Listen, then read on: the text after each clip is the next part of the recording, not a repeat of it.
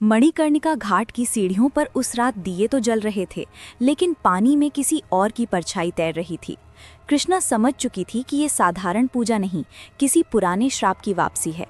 गांव में महापूजा का पहला दिन था और लोग नदी में दीप बहाकर अपने परिवार की भलाई की कामना कर रहे थे। उसी भीड़ के बीच कृष्णा शांत खड़ी थी। कृष्णा कुमार वंश की आखिरी संतान थी, वो वंश जो रत्नेश्वर महादेव मंदिर के प्रति अपने समर्पण के लिए प्रसिद्ध था। एक दुर्घटना में उसके माता पिता और भाई की मृत्यु हो चुकी थी और अब वो अपनी दादी के साथ रहती थी। कृष्णा थैनेटोलॉजी की छात्रा थी। मृत्यु के बाद के रहस्यों में उसकी गहरी रुचि थी और शायद यही कारण था कि उसे उन आवाज़ों की आदत थी जिन्हें बाकी कोई सुन नहीं सकता था। मंदिर में ध्यान करते समय उसे एक बुजुर्ग महिला दिखी जिसकी त्वचा मुरझाई हुई थी और आंखों में गहरी विनती थी। उसने अपना नाम नंदिनी बताया और अपने बेटों के झगड़े को खत्म कराने की प्रार्थना की।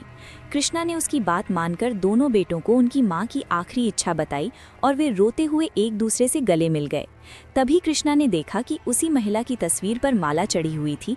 तब उसे एहसास हुआ कि वो किसी जीवित इंसान से नहीं बल्कि एक आत्मा से बात कर रही थी। घर लौटकर वो अपनी दादी के साथ रसोई में काम करने लगी, लेकिन दादी के चेहरे पर छिपा हुआ दर्द साफ दिखाई देता था।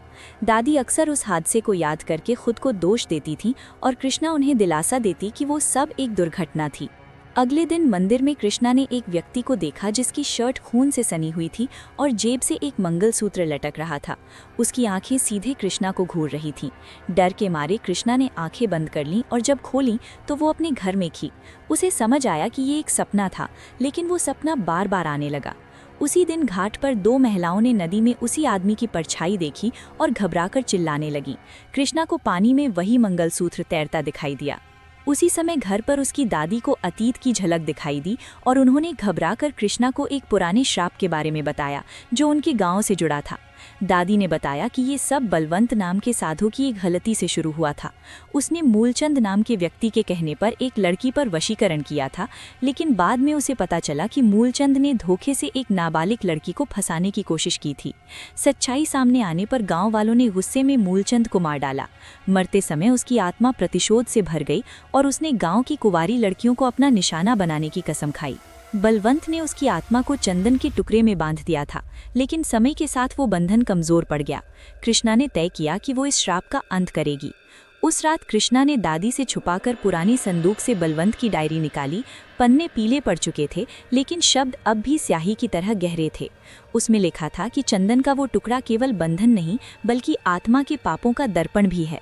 अगर उसे पवित्र जल में पूर्ण मंत्रोच्चार के साथ प्रवाहित किया जाए तो आत्मा अपने ही कर्मों के भार से मुक्त हो जाती है। कृष्णा को समझ आ गया कि उसे केवल साहस नहीं, सही विधि की भी आवश्यकता है।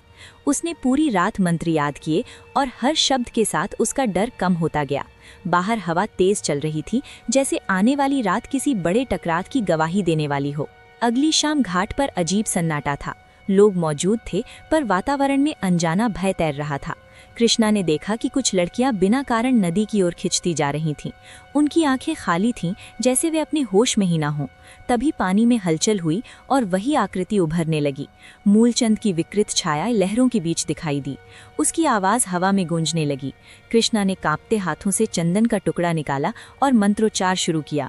जैसे जैसे वो मंत्र पढ़ती गई, हवा और तेज होती गई और पानी उफनने लगा। आसपास खड़े लोग घबराकर पीछे हटने लगे। मूलचंद चीखते हुए बोला कि वो उसे रोक नहीं सकती, लेकिन कृष्णा अब डर से परे जा चुकी थी।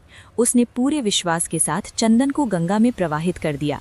पानी में तेज चमक उठी, जैसे किसी ने अंधेरे में दीप जला दिया हो। एक तेज चीख गूंजी और फिर सब शांत हो गया। मूलचंद की छाया राख की तरह हवा में बिखर गई। लड़कियां जो नदी की ओर बढ़ रही थीं, वहीं रुक गईं और धीरे धीरे सामान्य हो गईं। घाट पर फैला डर मानो उसी पानी में बह गया।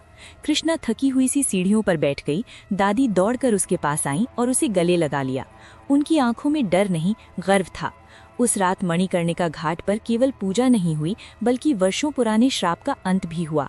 कृष्णा ने आसमान की ओर देखा, जैसे अपने माता पिता को ये बताना चाहती हो कि उसने अपने वंश की जिम्मेदारी निभा दी।